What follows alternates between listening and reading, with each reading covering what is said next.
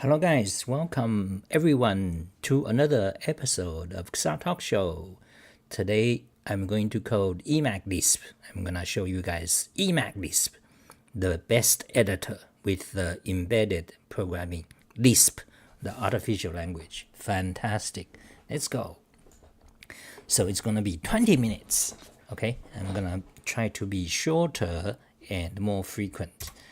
Okay, my keyboard, you guys should watch yesterday's live stream introducing the SVAR board data hand. Yes, yesterday. Okay, I'm not gonna talk about my keyboards today because I talked about them all the time. So yesterday's live stream. Okay, the stupid YouTube warning the current bit rate, that's incorrect. Okay, so anyway, let's stop that, and so you can see my screen. Yes, so let's do today's talk show. So what we're gonna code? We're gonna code Emacs Lisp. Okay, so let me explain. Write a Emacs Lisp command to break HTML headers into sections. Okay, for example, this article: famous programmers with repetitive strain injury. They typed, especially using Emacs Control Meta, fucked up their hands. They become a cripple. Quite a few of them, actually. Richard Stallman, the founder of Free Software Foundation, GPL, GNU, his hand got fucked up at some point. Jamie Zawinski very badly damaged his hand. Ben Wing, who is the lead developer for Emacs for like 5 or more years. He's the most severe case. He crippled. He became he can't type anymore. He went into art or whatever, and gradually recovered. But all these are a long time ago. All these are like 20 years ago, in the 1990s. Okay, and John Osterholt, the creator of TCL, TK programming language, he also damaged his hand. He's a VI user though, so it's not just for Emacs. VI user, you type, okay. So anyway, I'm not gonna talk about keyboard because I talked about, in the past video so much. So today, what we're gonna do is that, for example, this is one of my website page. I want to, for example, this is a page. Okay, go back to Emacs, go to the top, so you can see famous programmers with repetitive strain injury. So I want to add a section. So let me explain what that means. Okay, so you see, I added this block. So show in browser. You see, that section means this is like a section. Okay, so for example, I can say something. Show in browser. You see, it's nice to have a section. Normally you don't have a section. Normally you just header. H2. Richard Stallman, Free Software Foundation founder, then go down, then you have another H2, Jamie Zawinski. Okay, so, but it's nice to group them. The history of HTML changed in the past 30 years, so this is a change. But anyway, section is a new tag.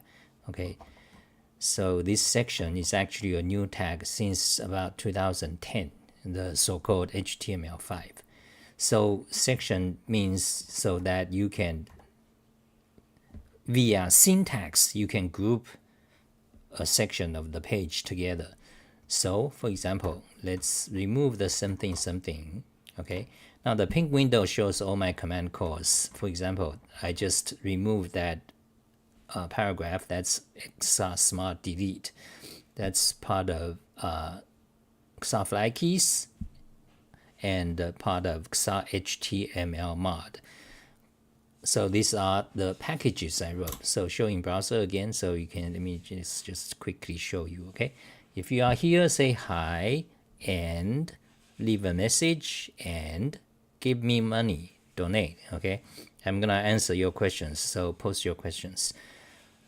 So go to xarly.info, XR Emacs tutorial, so you can see XR Emacs packages. So I have quite a few. Okay, so what are we doing? Yeah, so section. Okay, so this is XHTML mod, so that you can, for example, delete one key, remove the whole section, and the pink window shows all the command names. Usually, if you just search them, you'll find it with the code. Okay, so for example, so we have this section. Now let's move these down. Wait. Actually, delete the whole thing. Okay. Now let's go here, Richard Stallman, and go down. You see, there, and press the key. It adds a section. Can you see? You see? Now that command is XHTML select element and XHTML insert date section. So it insert a section with the date. Now show in browser. Now it's nice. You see, so you can visually see, this part is a section. And then we need to do the same thing for the Jamie Zorinsky section. Then we need to do another one. So it's tedious. I'm going to write a command today. So I press a key, it does it for the whole page. Okay, let's begin to do that. Now the date I don't need. So you see here the date line, remove it, show in browser. Okay, so and in fact, since we are going to write a command to do it, we need to test it. So for now, let's also remove this section. So you can see, jump to the end of section is this key. You see, it jumps to the end of section. Jump to the previous section. Jump to the matching tags. So all these are HTML mod. You have to pay. You pay me, I give it to you. It's open source. It's been free for like 10, 15 years. Nobody pays, and I was dying of hunger. Okay, so questions, morning. Emacs considered physically harmful? Yes, that's true. In fact, out of all computer software in human history, Emacs is the one that causes the most repetitive strain injury. That is true. Now, some people say, well, is that, where is the proof? There's no such proof, okay? But, if you really look into that's pretty much true. So Sarah says, I've also noticed pain in my hands, specifically my thumb. Yes. And it says like bending them. Yes. Now, repetitive strain injury are different from different people, so it's kind of very complex issue. In fact, medically, scientifically, there's no clear understanding why it happens, because I've read a lot, actually I nerd about keyboard since 1992. So I read all, like all the things. So anyway, scientifically, we don't really know exactly what is the cause. You can go read Wikipedia, for example. We know for sure it's repetitive stress, either repetitive strain or repetitive stress.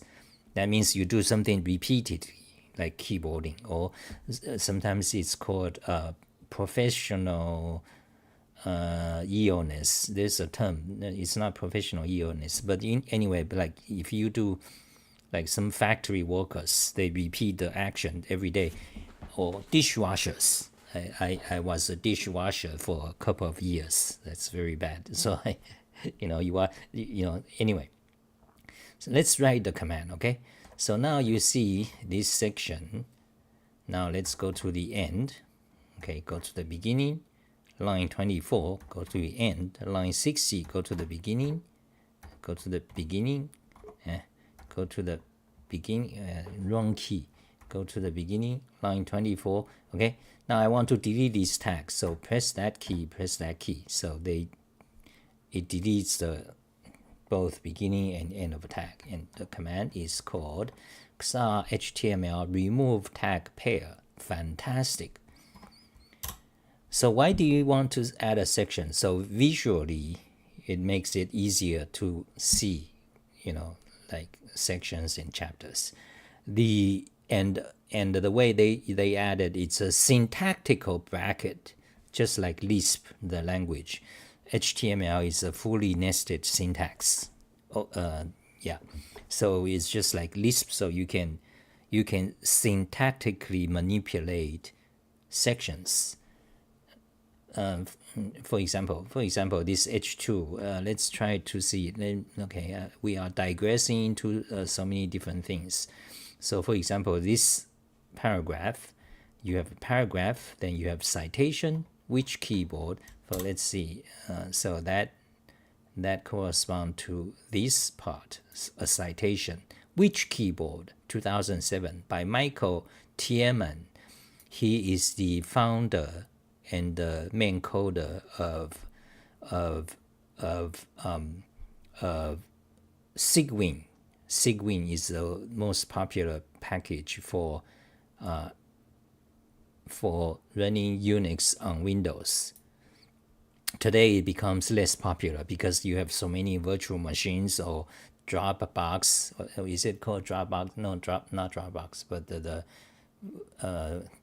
Docker and virtual machines. So it became less useful. And also Microsoft introduced the Linux in Microsoft. So but Sigwin back then was the number one most popular. So that's this guy, Michael Tiemann. Okay, so it's correspond to this part. So you can see this whole paragraph. I can press a key, remove the whole paragraph, or I go here, this citation, I press a key, it simply remove that citation. You see, as opposed to mark and move. So this is the power of nested syntax.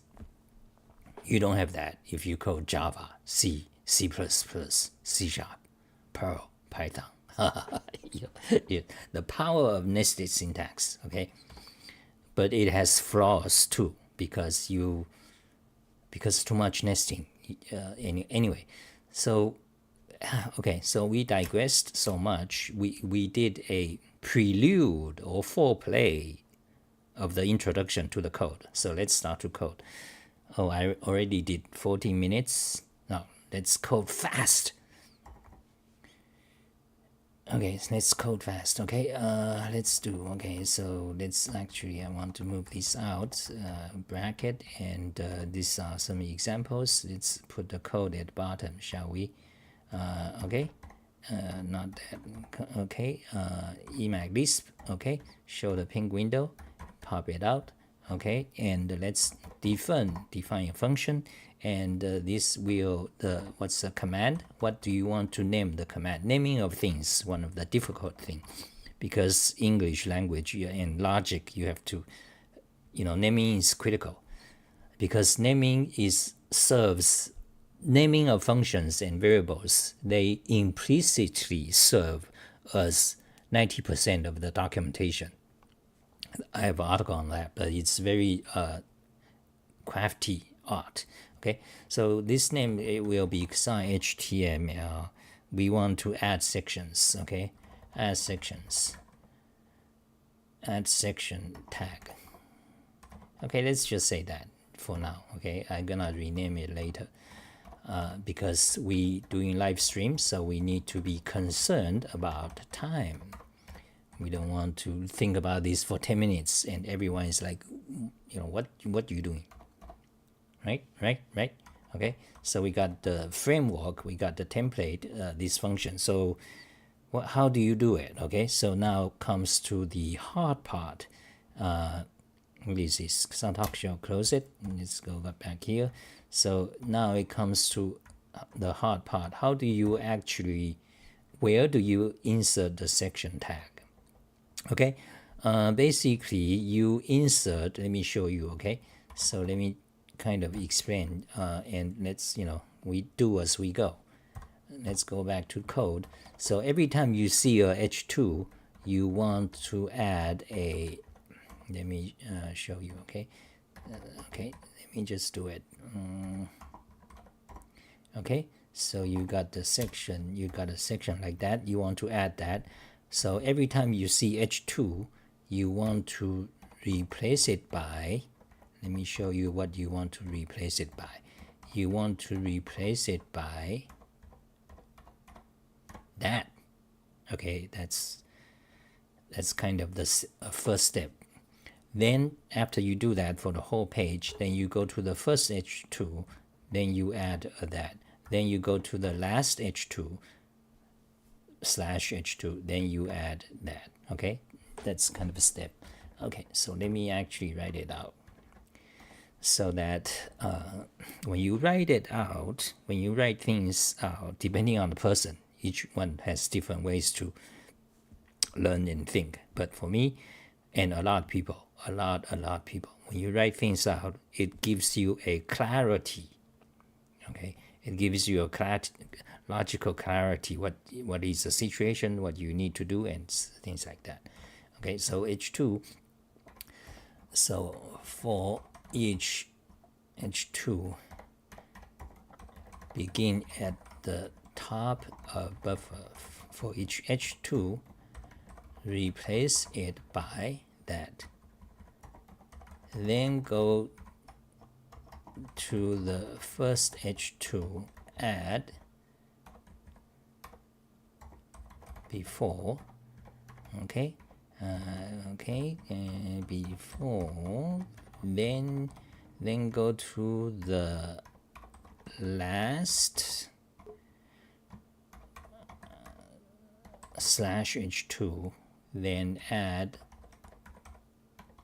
section after. Okay, now pretty format, fantastic. Okay, now we got the algorithm. This is the algorithm. Did I spell it correctly? Check. No, I spelled it wrong. Algorithm. Oh no, wait, actually I spelled it correctly. I just got the period there. Okay, algorithm.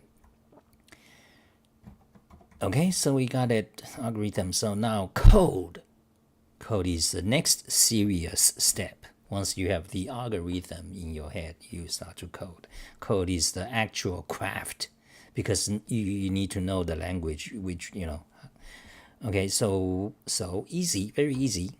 Go to char, move the cursor to buffer, to point mim. Emacs jargon. Point means the point mim, stand for point minimum. That means move the cursor to the beginning of the buffer, the minimum position integer. Okay, so go to char point min. Point is a Emacs jargon for position of the cursor. Okay, they begin with 1.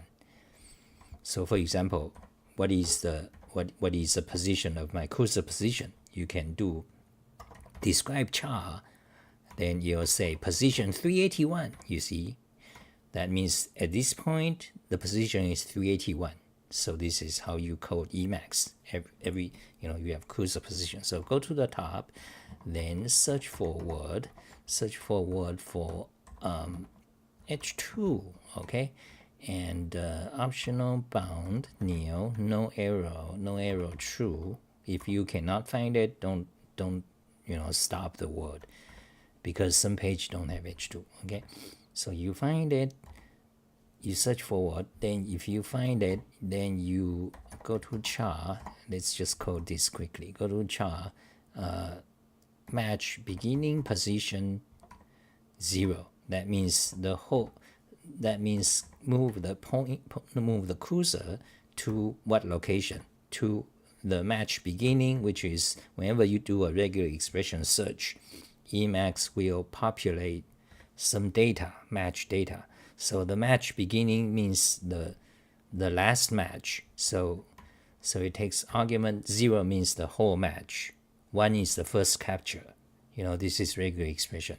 So anyways, basically you go to the beginning of the front of H2. Okay, so you move the cursor there, then you insert, very easy, you insert what do you insert?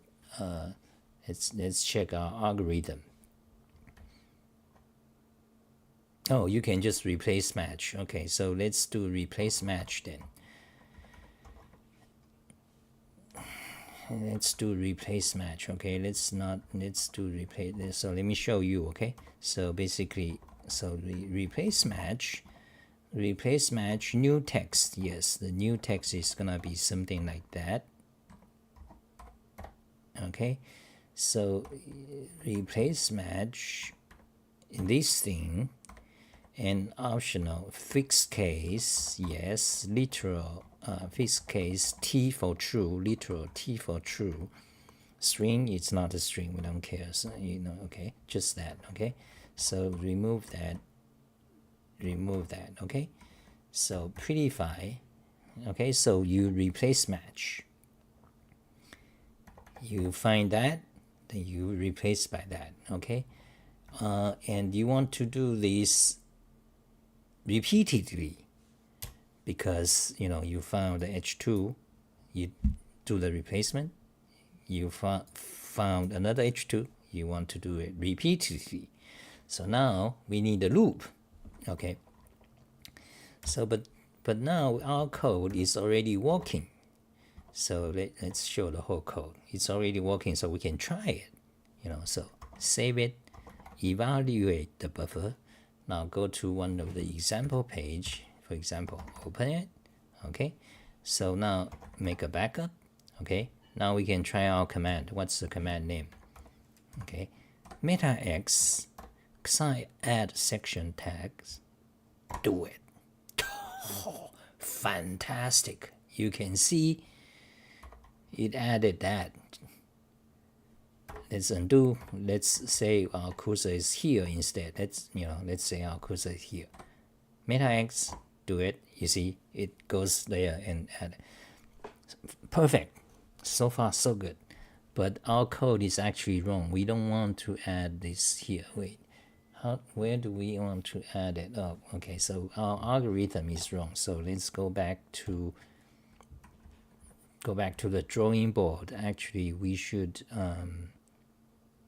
Yeah, you should add that. Okay, you should add that instead. Okay, so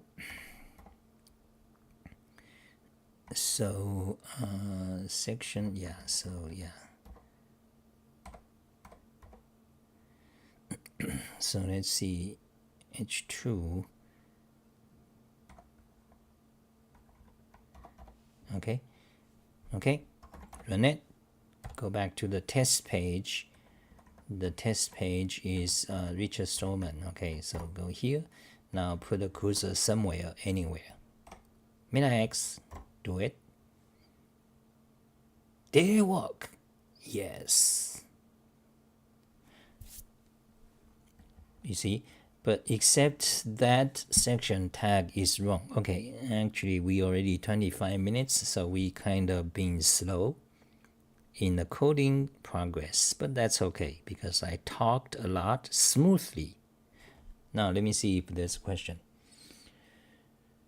You mentioned in a earlier stream, Jack Smith says, you mentioned in a earlier stream that you dislike IDE themes, which I didn't quite understand. It would be cool if you could do a stream really deep diving on programming environment. Okay, so I mentioned I dislike IDE themes. What do you mean? So you need to clarify your question. So let me read on. And deep diving on your take on fonts, themes, really all things regarding similar topic. Okay, so I guess your topic is regarding themes, color themes, for example. We digressed, but that's okay because that's talk show. I noticed when I do live stream, if I just focus, like very technical, good boy technical exhibition tutorial on Emacs Lisp, few people care. But if I talk about lots of things, random dramatic things, more people watch. Okay, so that's kind of that's the situation. That's a human nature.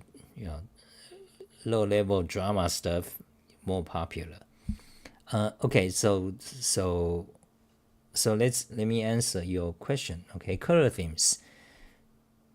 So color themes, for example, let me show you. Okay, so MetaX custom themes. Okay, go there, and you have many choices.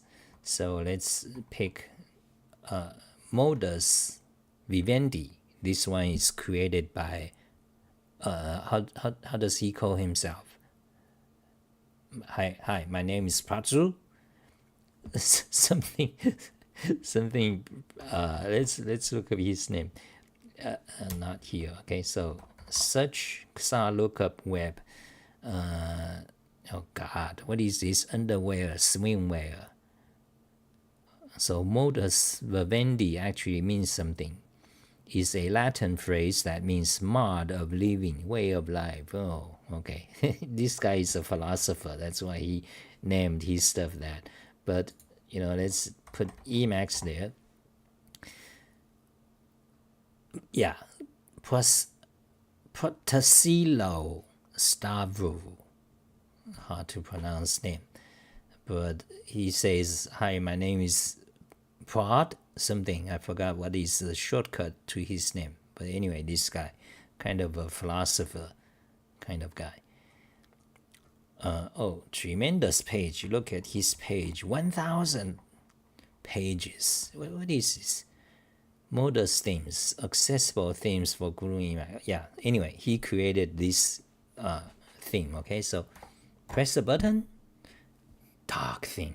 Dark. Pretty good. I like it. Okay, so I've been trying this at night. Usually when the sun's down, it became dark, the nature dark, and like you cannot see a thing. There's no light outside. So that's when your wife is sleeping. That's when, and the lights are off. That's when I use dark theme. Okay, so theme. Okay, so you are talking about the theme. Themes are no good. Okay, before you were saying IDE. No, you are not talking about IDE. You are talking about color themes. Color themes is a thing. It's a thing. GUI thing. It's a fad beginning about 10 years ago. Okay, you don't need it. Well, sometimes at night when the lights are off. For example, in my room, wife is sleeping. She needs the lights to be off. So when the lights off, the screen is too bright. She doesn't. You don't want to disturb her. So that's when I use the dark theme. So let me show this again. Go to the PowerShell. You see, I wrote the command XAR toggle dark theme. Hey, see, everything becomes dark. Dark. Magnify again. To go it again. Right, you see, Emacs doesn't auto-adjust, but I think there's some it doesn't auto-adjust according to your operating system's setting. So anyway, so you're talking about this. So you see Twitter, Discord, and browser. So you can toggle dark theme again. Do it. Why is it shrink back to the font? Shit. So anyway, you toggle, so you see the browser becomes dark, the Discord becomes dark, and Twitter becomes dark, and YouTube also becomes dark. Because in each applications, they set their color theme. There's a preference. You can set it to use whatever your operating system is using. You see, fantastic. And if you XAR toggle dark theme, that's a PowerShell script I wrote. You can go search it, you'll find it, and you can use it. Otherwise, if you prefer manual, you just press Windows I to go to your Windows settings and personalization. How do they call it? Personalization.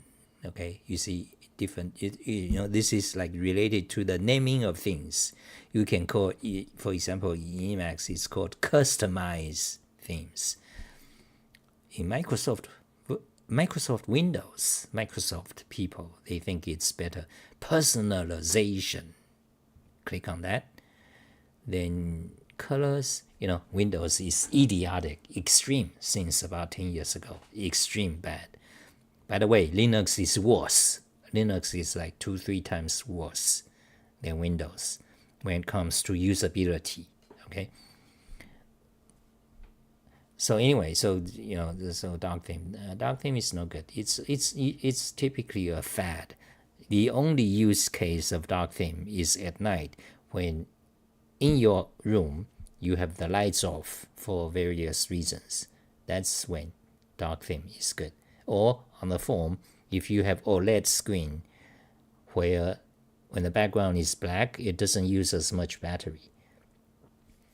But if you don't have this specific OLED screen technology, it doesn't matter whether you have the black background or white background. They use the same amount of battery. Suck your juice out of your phone. But if you have the latest iPhone, then dark theme saves the battery. Yeah. So it depends on the technology of your screen.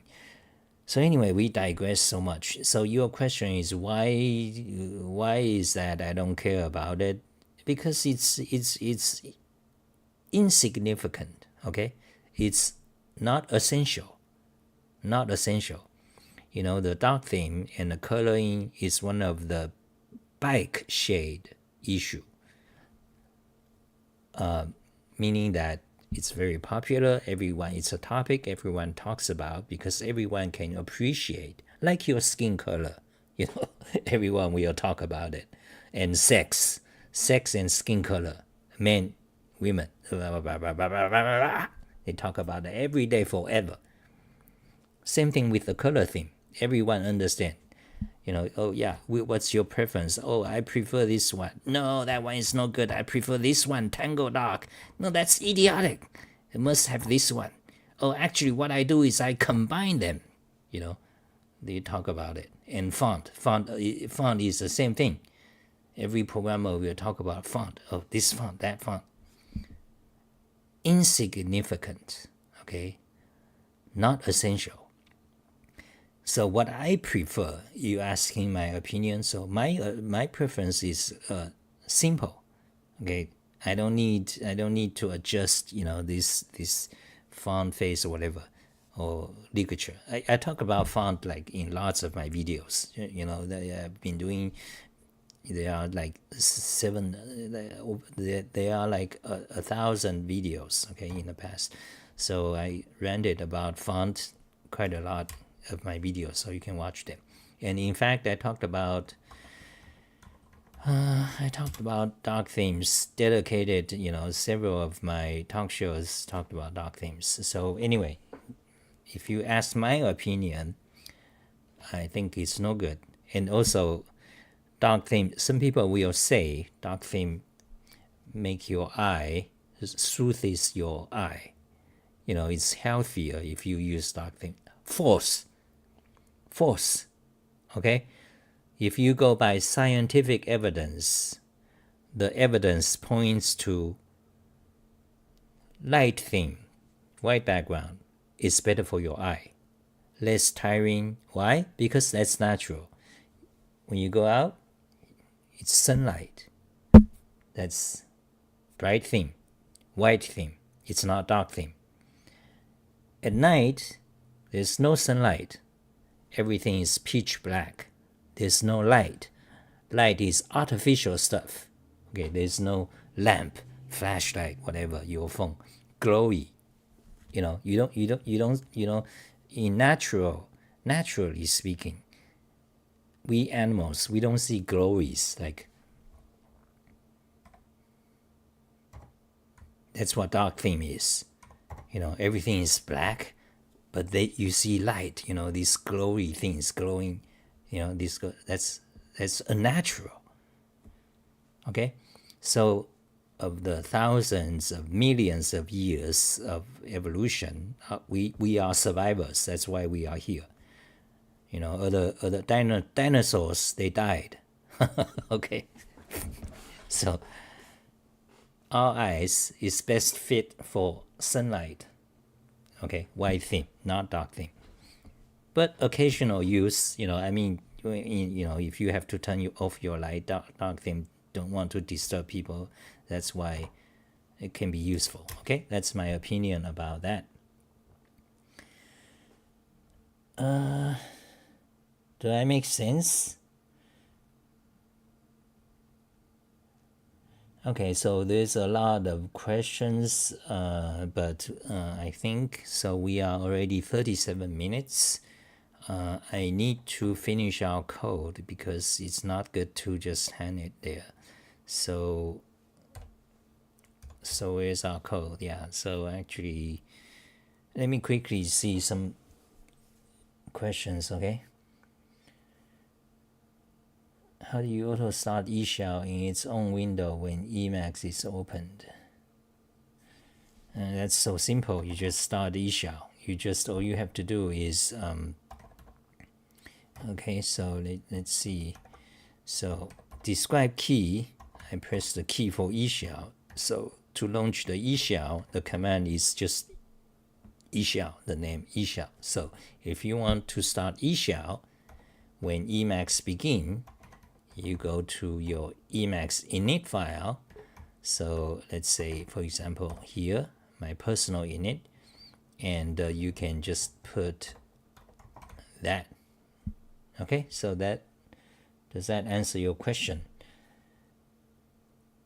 Programming guy. Hey, Mr. Lee, how do you auto start eshell in its own window when Emacs is open? Okay, I think that's it. Just put this line in your Emacs init. That's it. How is the smart board? Okay, did you watch my video yesterday? I mean, how do I know? I just did it yesterday. I just got it. So I mean, anyway.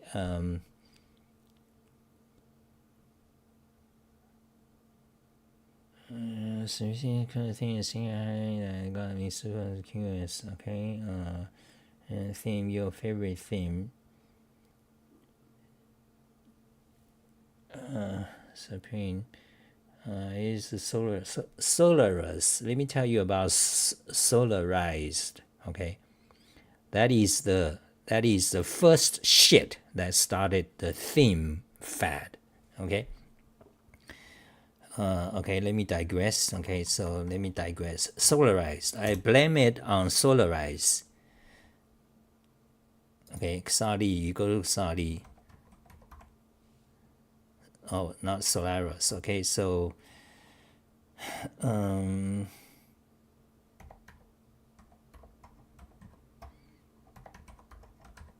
okay, there is the article. Web design, gray text on white backgrounds. Okay, let's go back to the white theme, because actually dark theme, actually when you watch YouTube videos, you'll notice if the video YouTube is using dark theme, I mean the actual video, like I was a moment ago, it's hard to see, because I try to use dark theme every day for about 3 months or 4.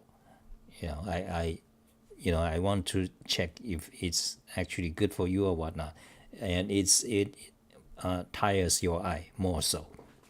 Okay, so look at this page, web design, gray text on white background. This is a phenomenon that began around 2010. All of a sudden, you'll notice all these websites, they use a gray text on white background. Why? Because they think it looks pretty.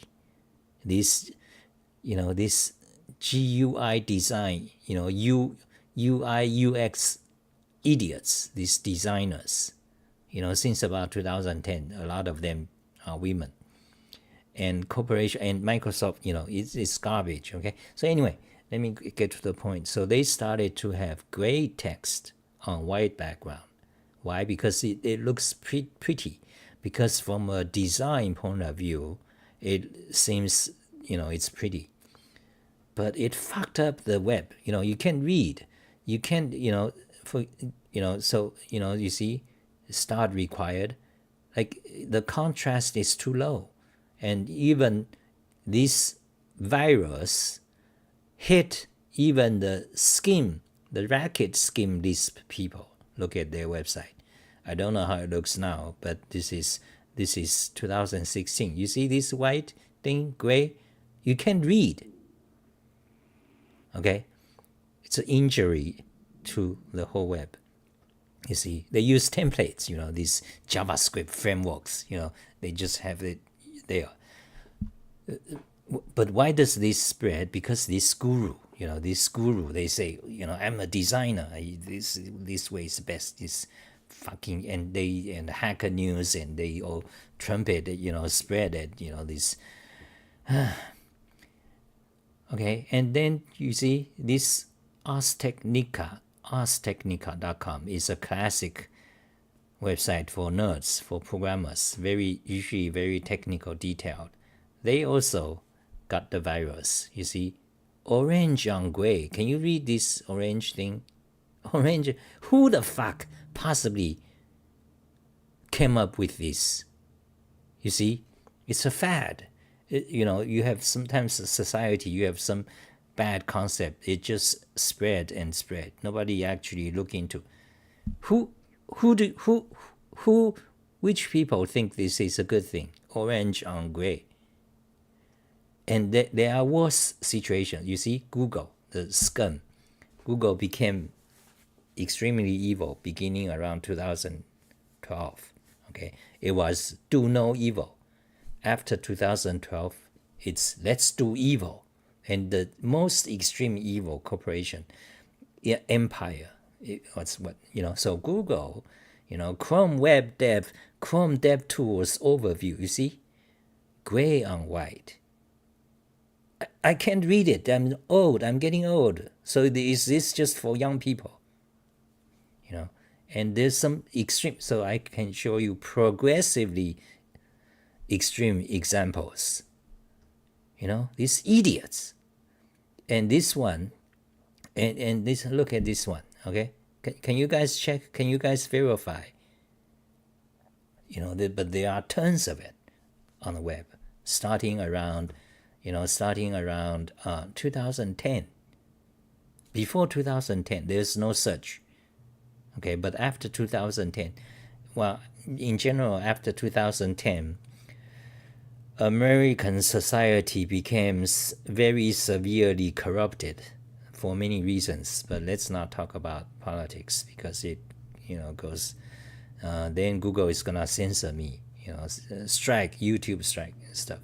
Anyway, so you can see progressively bad. Look at this one. And this one is written, this blog, this one is written by Joe Armstrong. He's a very smart guy. He's the creator of the Erlang programming language. But even his blog, has the most invisible, unreadable, gray on gray. Gray text on gray background. You see, what is he thinking? He died about 5 years ago. Joe Armstrong. 3 years ago or 5, sometimes around there.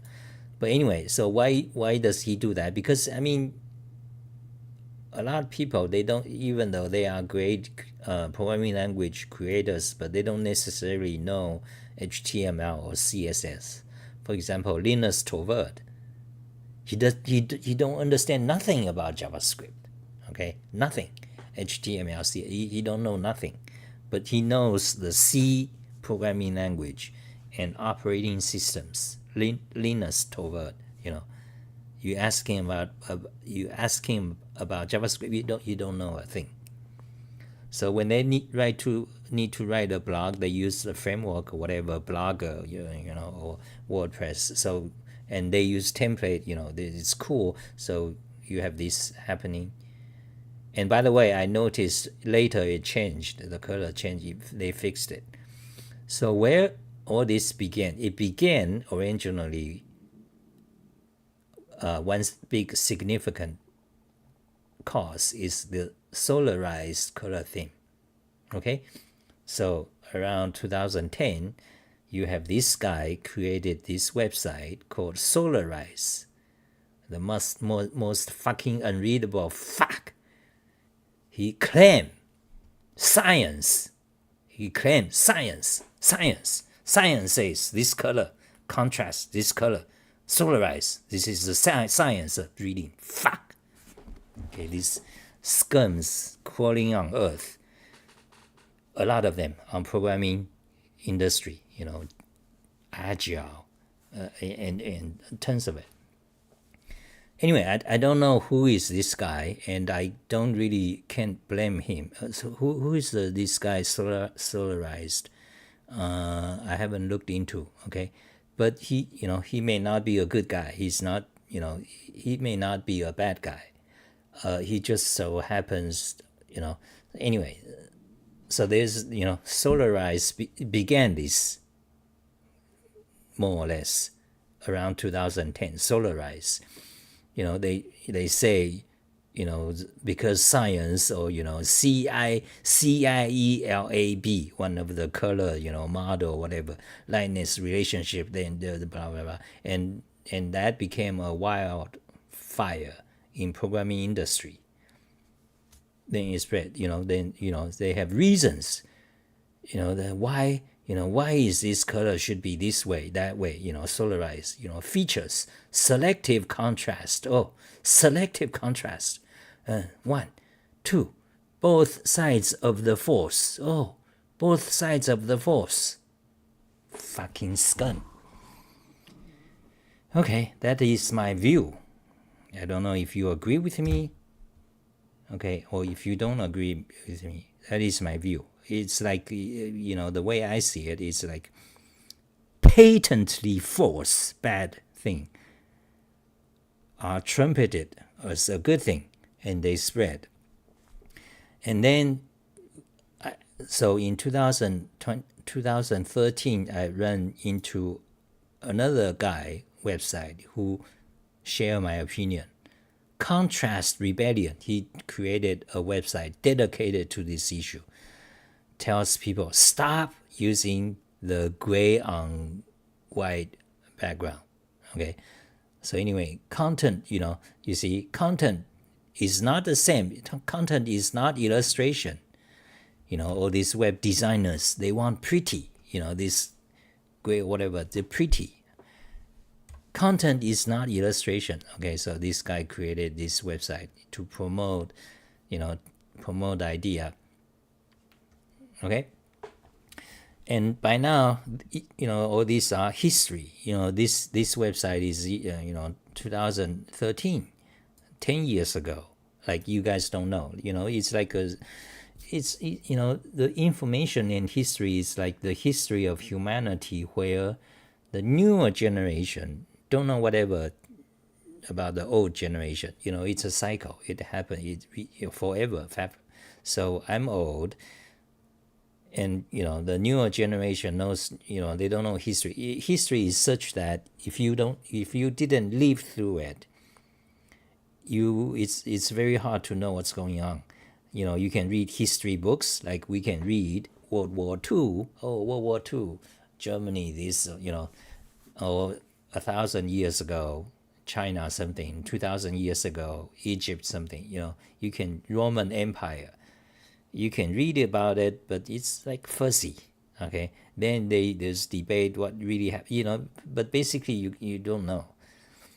But if you lived through it, let's say year 2000, when the .com, when the website began to spread, when the internet came up, I was there. So I remember, it was yesterday. But if you were not born, let's say if you were born in 2001, you didn't see it, of course, younger people. So you cannot possibly know, even if you want to. You can try to read history of the, programming language history or whatever, but you don't really get, it's hard to get the exact sense. Just like when I was younger, I tried to understand Lisp history. In the 1980s, 1970s, you have Lisp machines, you have, operating systems. You have PDP-11. I try to understand, but I can't. It's very hard unless you actually try to run emulation or something. I just read about this machine, but I don't really actually know about it. So anyway, we digress so much, and it's 52 minutes. So and there's huge amount of comments now. Yeah. So okay. So what? Let's go back to code. Maybe we can finish it quickly. Let's see if I can do it in 5 minutes. Okay. So let me just do it. Finish it. The code we started. And that shall be it today. Okay, I've been sitting for too long, 1 hour. I need to get up and walk. Okay, so let's fix this. Let's quickly and see. Yeah, so it added. This is wrong actually. Undo. Showing browser. Yeah. So okay, let me think about. So every time you find H2, you want to replace it by that, and okay. So actually, I don't want to use replace match. Okay. Let me show you another way. So first of all, make a XP1, make some local variables, XP1, position 1, position 2. So set XP position 1 equals to the location of the match beginning. Okay, let's set it to the beginning of H2. Okay. Then you want to. So I don't want to use replace match. I want to use insert because insert is more flexible. So I can, for example, I can say here. So you move there, and you need to do a loop, right? Because we haven't do a loop yet. We only do. Okay, so you need to do a loop. Okay, so let's do a loop. So in order to do loop, let me show you how to do it. Okay, so you basically have these lines. Let's say, okay, so we do a while loop, while search. When you search something, when it's found, it returns true. So search H2.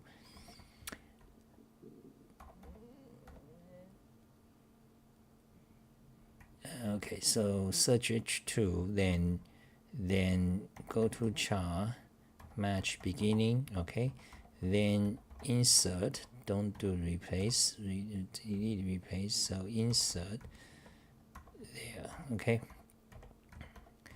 So in fact, let's delete that. Okay. So pretty fast. So while search forward H2, when you find it, go to the beginning of H2, then insert the section. Now what else? So you go here, insert section.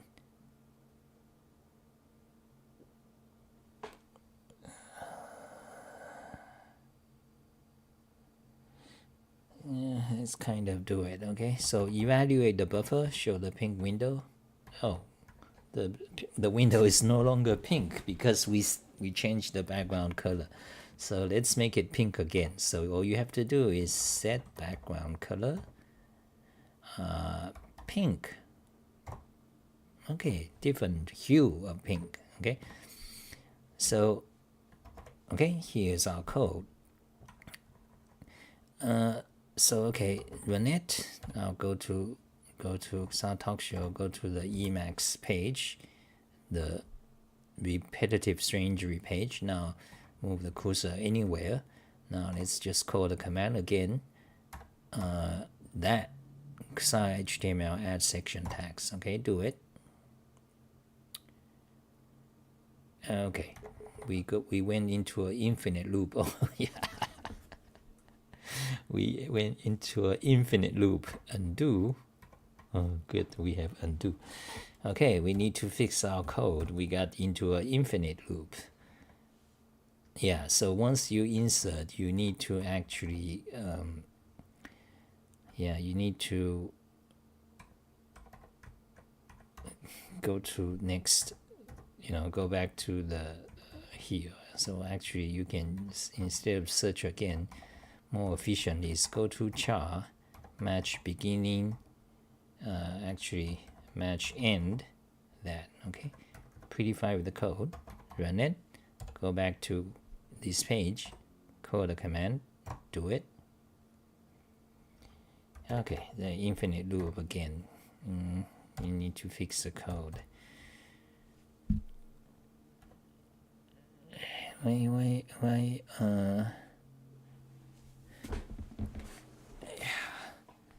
I'll search forward, go to char, insert, and why is it not work? I'm not sure. But one easy way to make it work is that you just say search forward again, okay? I don't know why is this go to char not work, okay? We need to just get on, keep going, so not worry too much. So anyway, so go back to this page. Now put the cursor anywhere, call the command, do it. There it is. So you have the section added, then next, oh, that's it. Wait. What? Section, oh yeah, so you see, we added quite a few sections. So this is the first one. Then you see every H2 we added that. Every H2, you see. Now if you show in browser, it kind of worked, but your HTML is not valid because you see it kind of worked. So we added this, visual distinction box for each section, but it's invalid HTML because if you go to the first section, go to the top, search for section. You see, if you go to the first section, there is no beginning section. So what you need to do is you need to, for example, to fix this, you need to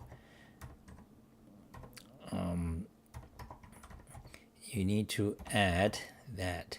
Then you need to go to the bottom and you need to add a closing section. Okay, we can do that, but that's it for the video. I mean, I'm gonna do it offline. The basic idea, you get the basic idea of how to code this. It's all here.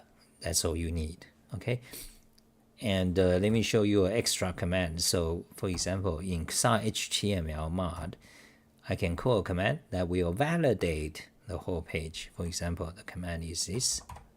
You see, it will check the matching, whether it will validate the HTML tags. So if you have a missing closing tag or missing open tag or misordered, it'll tell you. So we got error.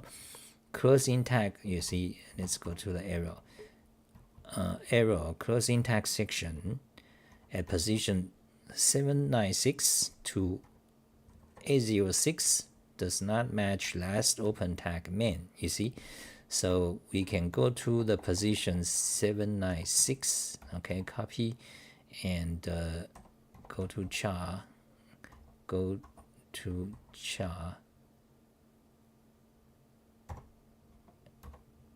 796, you see, it goes there. So it's saying that this tag is not matching the last open tag main. So this is part of XHTML mod. Actually, one of the best feature. Let me tell you what is the command. the command. Okay, I called it by a key, so it doesn't show, but let me show you. Describe key, press. So this command is called XHTML validate XML buffer. And and the command is available. You can validate the entire directory of 8,000 files. Okay, so that's part of the XHTML mod. So if you like it, buy it. Okay, pay me, donate. So for example, let me show you XHTML mod. There it is. Actually, it's so let me delete the backup. Okay, so it's several, 1 file, 2 file, 3 file. XHTML browser, XHTML engine, XHTML mod, 3 files. And if you open XHTML mod, go to the bottom, 5,000 lines. Actually, so this is actually the most complex package, one of my package. And you go here, you can show in browser XHTML mod, and some positive comment by other people. So if you want it, donate to me, $32. I send it to you. And features. So one of the best feature is validate 1,000 or 5,000 HTML files. I call it every week. Since because I write HTML manually. Is my string still doing good? Yes. Okay. That's about it for today. So let me read the questions, and that will be it.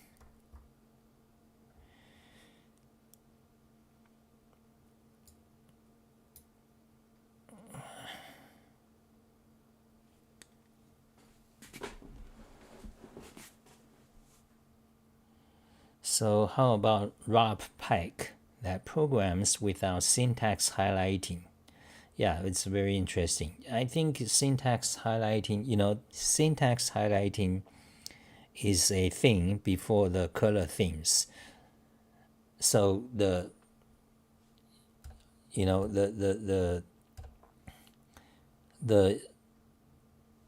coloring of user interface design, in particular gray on white, it began by this solarized kind of thing. Who is this guy? I haven't looked into who is this solarized guy. What's his name? Okay, interesting. I didn't mention. I should look into what's his background. I mean, why is he creating this? It's very damaging. It did huge damage. So I want to look into what's his background. What is his, motivation? Is he a good person, or is he just like trying to sell something? Yeah, I don't know. Interesting. I didn't look into. But anyway, so Solarize began around 2010. Then around 2016 or 2017, you started to have dark theme. I think it was first in Microsoft Windows, I believe, but Apple made it popular, dark theme. Okay.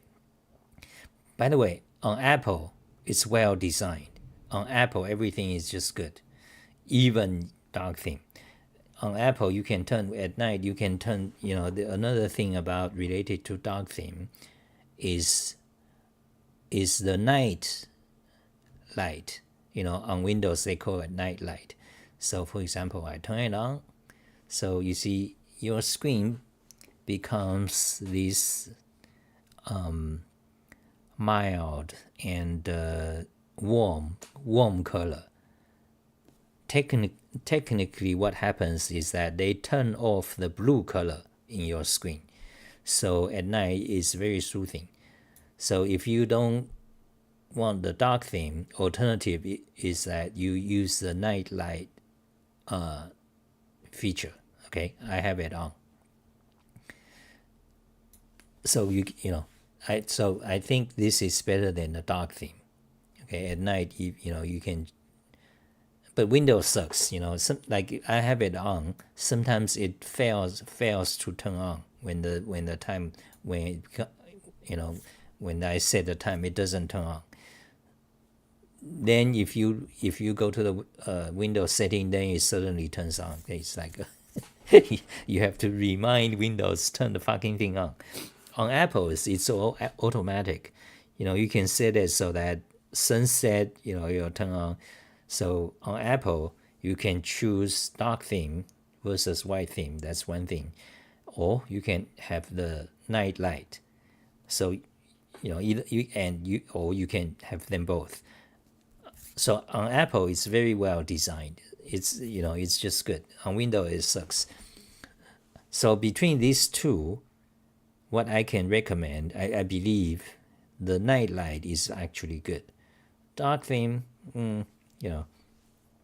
So anyway, so Solarize, this gray on white, it began in 2010. Okay, now the syntax coloring began around 1995, sometimes in the 1990s. Okay, so back then, when the syntax coloring began, okay, which is great. Okay, so let me turn off the night light. So when the syntax coloring began around 1995, or I forgot, I don't know what, I forgot. I have to look up. I have an article on that. In fact, I have so many articles. So you just look at where is the search page? Search for Emacs. Okay, that's history. So Emacs. So I tell you my experience of Emacs. So yeah, around 1998, Emacs doesn't support syntax coloring. 1998, Emacs doesn't have syntax coloring. Imagine that. Then sometimes after that, Emacs around 2003, 2005, Emacs has syntax coloring, but by default it's off.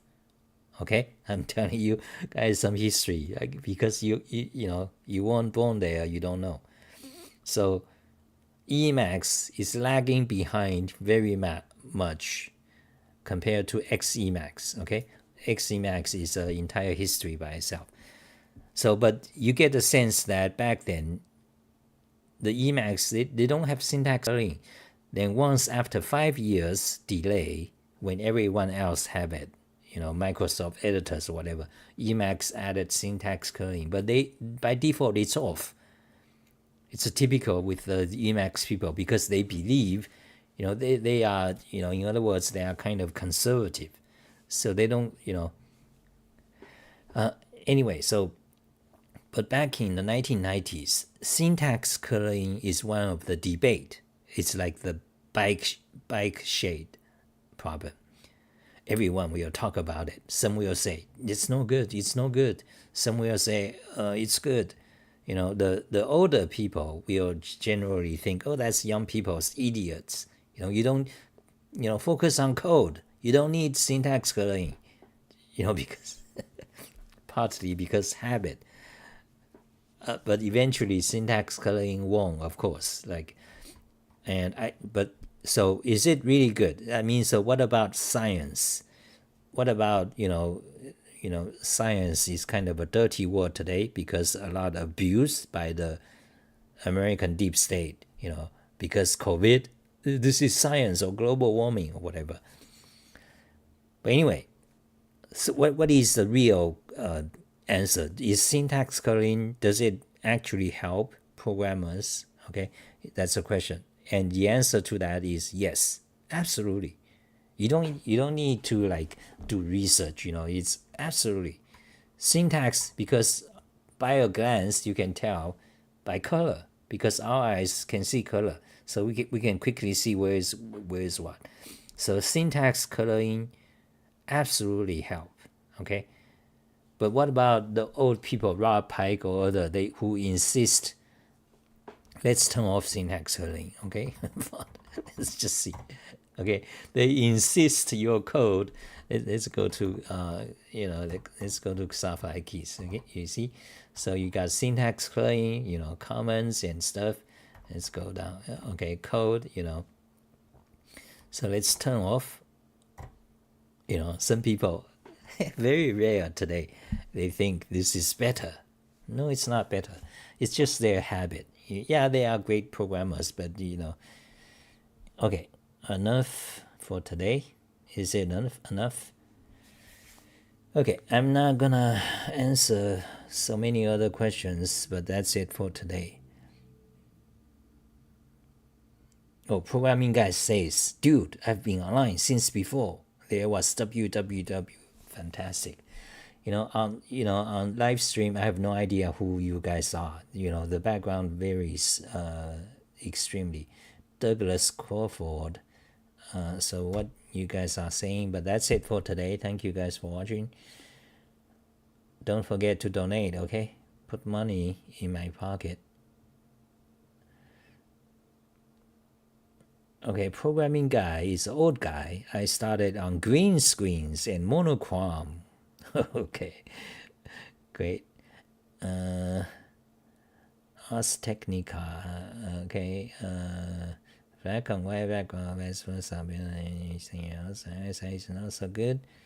CS color, guys, Rob Pike, him and Douglas Crawford. He doesn't use color. Oh, I didn't know. But Douglas, both of them, Rob Pike, the creator of Golang, and many others, and he also created UTF-8. He also did a lot of things on Unix, and what's the operating system?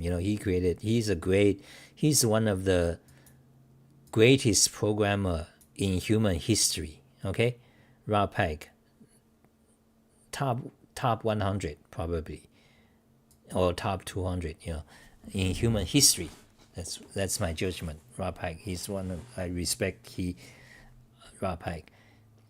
Douglas Crawford is also one of the greatest. Okay, don't listen to the Zoomers like today, whatever popular, the JavaScript popular, idiots, fucking extreme. They are very popular. Like, they created, lots of, Anyway, these two people I highly respect. Douglas Crawford, he's a Douglas. Now, Rob Pike they have different nature, of course, the different personality.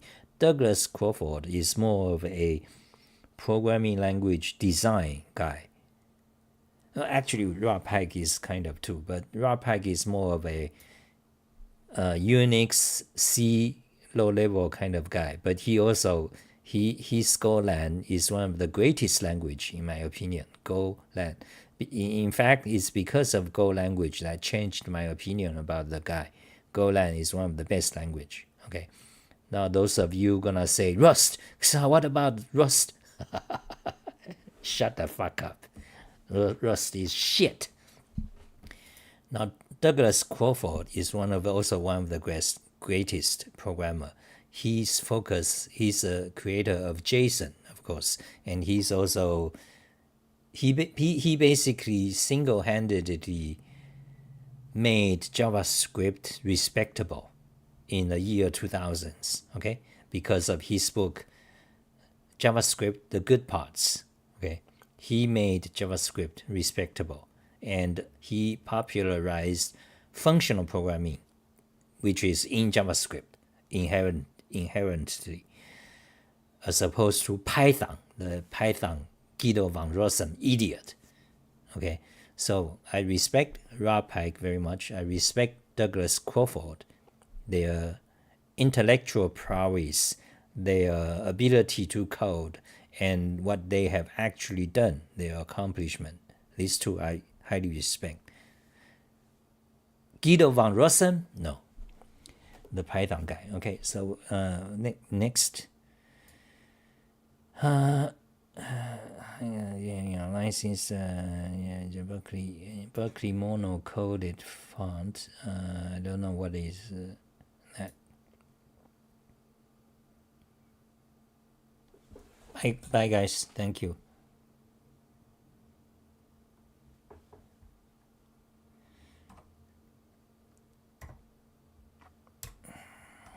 Font lock mod. I haven't thought of the issue of no syntax coloring. It's forgotten, 20 years ago. Some you guys mentioned it without syntax coloring. That would be interesting.